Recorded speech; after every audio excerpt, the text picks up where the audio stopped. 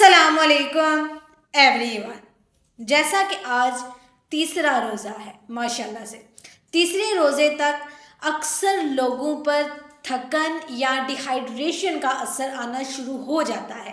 یہ وہ سٹیج ہوتی ہے جب موٹیویشن تھوڑی سی کم ہو سکتی ہے، لیکن اگر ہم اپنا فوکس اور انرجی صحیح جگہ پر لگائیں گے تو ہمارا روزہ آسانی سے اور سکون کے ساتھ گزر سکتا ہے.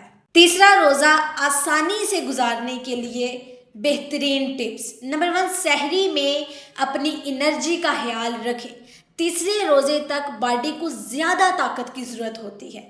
سحری میں وہ چیزیں کھاؤ جو تمہیں انرجی دے، جو تمہاری انرجی کو دن بھر برقرار رکھ سکے. جس ٹائم آپ سحری کر لیں، سحری میں تھوڑی سی چائے یا گرین ٹی پئیں.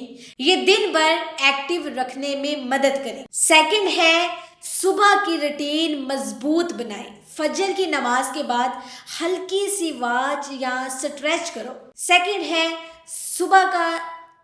ہے صبح کی روٹین مضبوط بنائیں. فجر کی نماز کے بعد ہلکی سی واک لازمی کریں. یہ پورے دن میں ہمارے جسم کو ایکٹیو رکھے گی.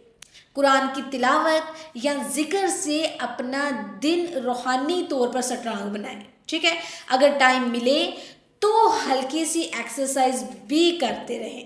زیادہ نہیں کرنی، جسٹ 10 سے 15 منٹ، تاکہ آپ کی انرجی جو ہے وہ بنی رہے. نیکسٹ ہے اپنا دن پلان کرو ٹائم بلاکس میں. روزے کے دوران تھکن کام کرنے کے لیے دن کو چھوٹے چھوٹے ٹائم بلاکس میں ڈیوائڈ کریں.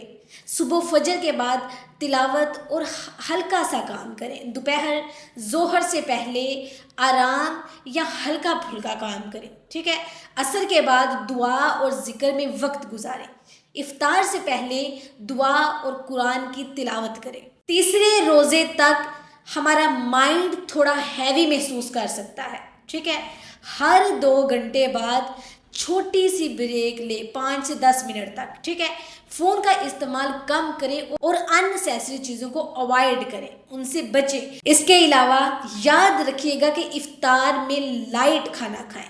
سنت کے مطابق کھجور سے روزہ کھولیں. ہائیڈریٹنگ ڈرنکس جیسے کہ لیمن واٹر یا روح افزا پانی کے ساتھ پئیں. فروٹ چاٹ یا بوائلڈ چنے بھی ضرور شامل کریں. ٹھیک ہے جی، زیادہ آئلی اور فرائی آئٹم سے بچیں، ورنہ یہ ہمارے لیے غلط ثابت ہو سکتی ہیں. نیند اپنی لازمی پوری کریں. تیسرے روزے تک باڈی کو زیادہ آرام کی ضرورت ہوتی ہے. رات کو 6-7 گھنٹے کی نیند لازمی لینا. ٹھیک ہے، دن میں ایک چھوٹی سی نیپ لیں 20 سے 30 منٹ کی. اس سے انرجی جو ہے وہ واپس آ جاتی ہے. اور ہاں، اپنا فوکس صرف فزیکل اسٹرینتھ پر نہیں بلکہ روحانی قوت پر بھی رکھیں. ٹھیک ہے، ہر نماز کے بعد چھوٹی سی دعا ضرور کریں. اپنے لیے، اپنے گھر والوں کے لیے اور پوری امت کے لیے دعا کریں. اے اللہ، مجھے، میرے والدین کو اور سارے مومنین کو معاف فرما جب حساب کا دن آئے گا. ایکسٹرا ٹپس فار تیسرا روزہ: زیادہ سوچنے سے بچنا، یعنی کہ اوور تھنکنگ انرجی ڈرین کرتی ہے. اپنے روزے کا مقصد یاد رکھیں، یہ صرف بھوک اور پیاس نہیں بلکہ صبر اور عبادت کا سفر ہے.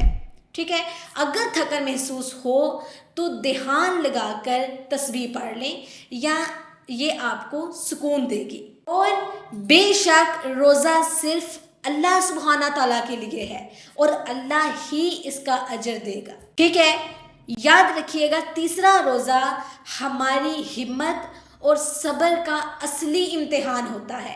اگر ہم اپنا فوکس عبادت، صحت اور ڈسپلن پر رکھیں تو یہ دن ہمارے لیے روحانی سکون اور اللہ تعالیٰ کی رحمتوں سے بھرا ہوگا. ٹھیک ہے، مجھے اجازت دیجیے. انشاءاللہ کل کے روزے میں ایک نئی ٹپس کے ساتھ حاضر ہوں گی. اللہ حافظ.